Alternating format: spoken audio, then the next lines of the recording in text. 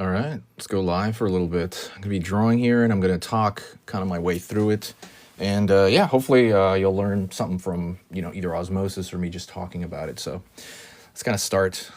Take a guess, by the way, of who this character is. I hope somebody knows who this character is. Dang, man.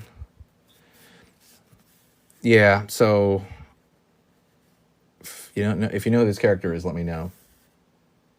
It's a little bit different than the stuff I'm normally doing, right? Normally what I'm doing is I'm doing robots or stuff like that. This is more of like a kind of a like a illustration kind of comic booky style sort of thing. And I kind of want to bounce around. Everybody's got like I would say when you're doing kind of different things, you want to establish like what your art goal is, right? So what would your art goal be? In the beginning, it can change. Obviously goals change as you kind of like either achieve them or get near them or kind of start messing around with different things. But I know for me, for the longest time, my goal was to like paint more, paint better. And then I don't remember at what stage where I started kind of like liking the drawing process a whole lot more. Because I was always so when I first got into any of this drawing stuff, my very first thing was thank you for the likes, by the way, I appreciate it. I was gonna say my very first thing when I was learning to draw in the beginning was I wanted to like shade, right? I wanted to render, like as much as I possibly could, right? Even though definitely rendering is can be very mechanical and it can be kind of laborsome, and some people find shading and rendering incredibly boring. I don't know where you guys fall on that. I think rendering is incredibly fun, and I think it's probably I don't know. I find it really rewarding too, and it's relaxing. Although at some point, I did kind of change gears. At some point, I was kind of like, you know what, I need to learn how to design. And I can talk about that whole thing, by the way, right now. And I think that'll probably be the subject of the video. How to, because I didn't even know what design was. My first 2 to 3 years, I really didn't know anything about design. And I can tell you what I'm talking about. And design means many things, of course, right? Design can mean a lot of different things.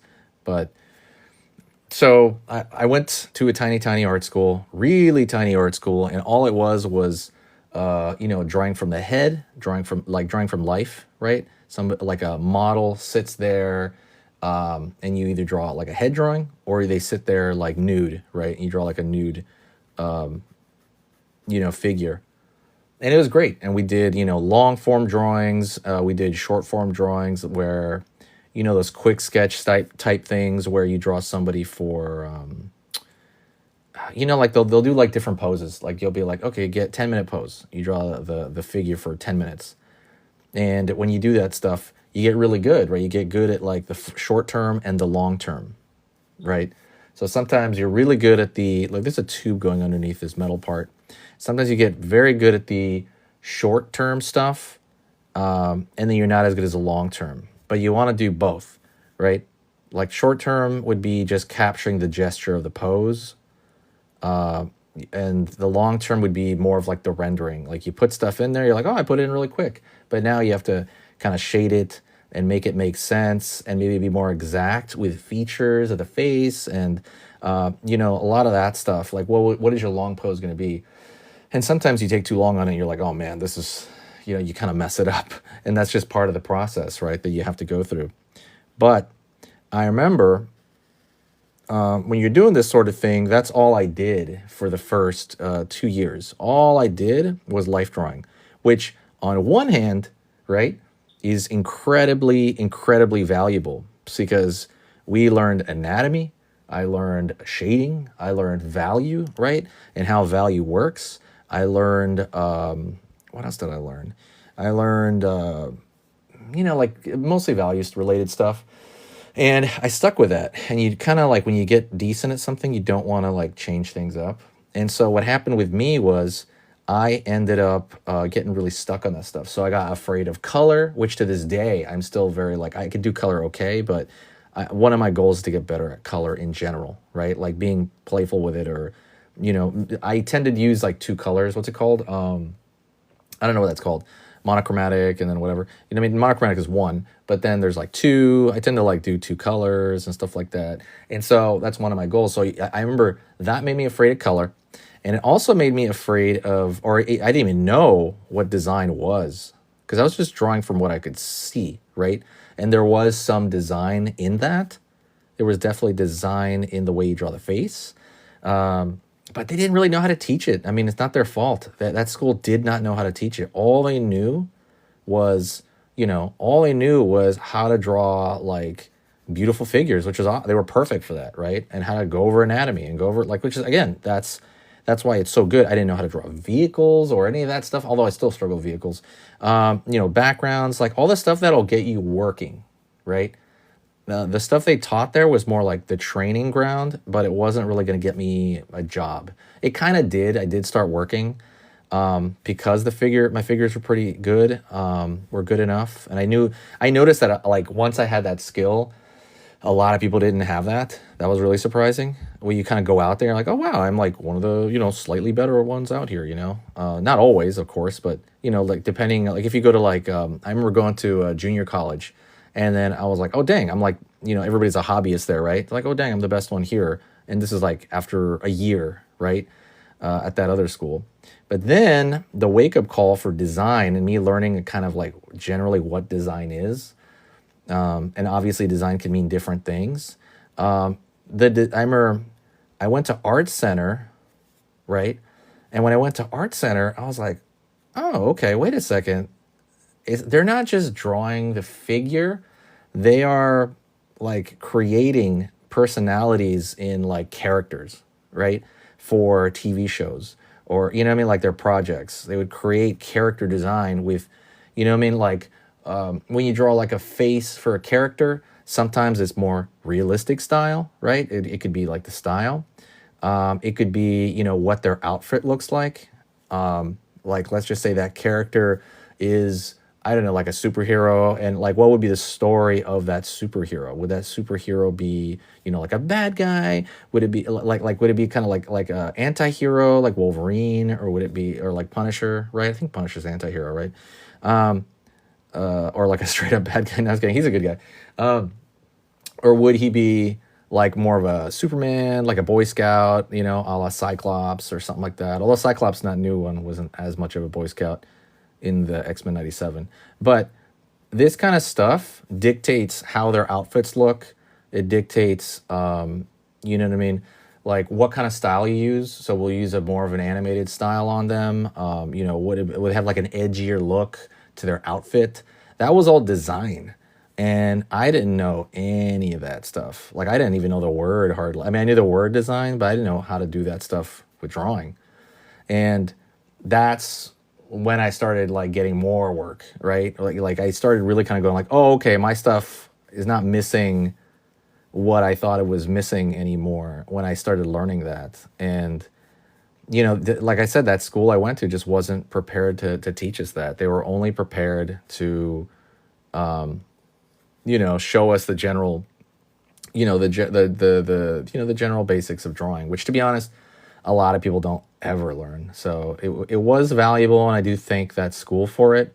At the same time, they did try to keep us at that school, because they were making money, because we were taking classes.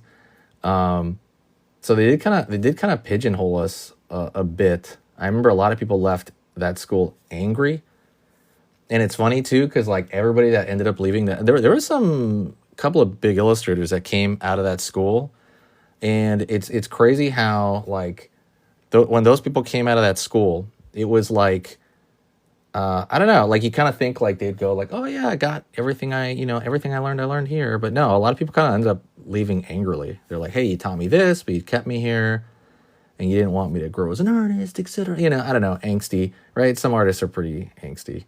Like a lot of it's like, you're thinking internally a lot, right? It's a lot of internal thoughts. It's a career where by ourselves a whole lot. By the way, does anybody know who this is? I don't know if anybody guessed it already. I didn't look at the comments. Forgive me for a second there. But Yeah, I'm just gonna say it anyways. Okay, somebody said already they might have, but this is Lord Zed from Power Rangers, and he's gonna have like a Power Ranger head in his hand after this. But I'm kind of like trying to, work on him now. It's get like what I always wanted to do when I started drawing, by the way, was I always wanted to just do cool fan art, and now I feel like I can actually do it. Like when you start drawing stuff, like we start drawing from figures and stuff like that. At least for me, it didn't even occur. Like all I wanted to do was draw cool fan art when I was a kid. Although I didn't really draw at all, hardly. But all I wanted to do was draw cool fan art. And then once I actually started learning how to draw, I just kind of forgot about that. And then I'm only getting back to it now. And I'm like, you know what? I want to draw cool fan art. Sorry, my hand's in the way right here. Maybe it'll, I want to draw cool fan art and do this sort of thing just for myself in my sketchbook, right? Because I see that a lot. I see people putting their versions of a certain character, right? So these are the serratus muscles, by the way. Let's get a little quick anatomy lesson. The serratus muscles, they kind of tie in together. I think there's like, what, 8? I don't remember. But they kind of, like, if you look at my hands, they kind of overlap the muscles over here, and it creates these bumpy kind of things over here on the side that you see in superheroes a lot. But I just kind of like put them down, going sideways right there. The serratus muscles. And this is the lat over here. You can see that a lot on, I don't know if you look at bodybuilders. I think somebody that was famous in the past was Bruce Lee. He had a huge lats for his build. It's kind of like wild looking for, somebody his build. Who else had huge lats? I'm trying to think. But yeah, latissimus dorsi, right? I feel like with gym culture, a lot of people know a little bit, a decent amount about, anatomy and stuff. Hopefully this stuff isn't blurring too hard. Okay, that is blurring right there, right? Okay. I'm going to try to go over here to this section a little bit so it doesn't blur it totally. And then what else is happening? But yeah, design. You want to learn how to design. I even give you another example, even on just like a basic level of design. I remember they knew how to design their pages. Like their basic graphic design skills were better than mine too. Like they would present, let's say, this is at Art Center. They would present like their project, and I was like, their project's drawn more or less like mine. You know what I mean?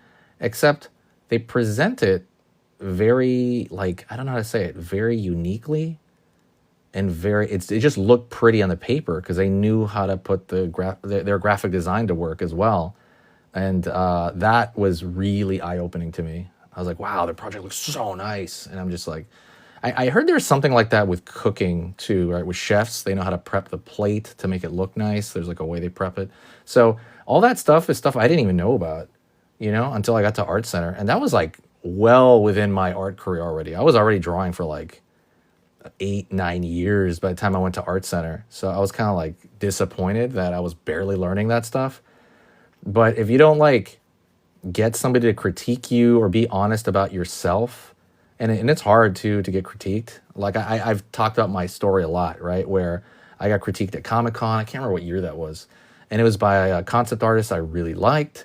And you know what I mean? And like he told me, he gave me like feedback, and I started kind of involuntarily crying. I don't mean like bawling, like, you know what I mean? But I actually kind of started like tearing on the side. I was like, oh wow. Like I didn't even know I was tearing up. I was like, what the heck?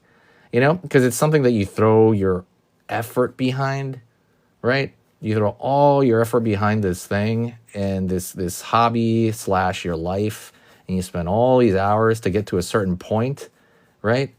And then you feel like, yeah, I made it. You try to convince yourself you made it, and sometimes you have, sometimes you haven't.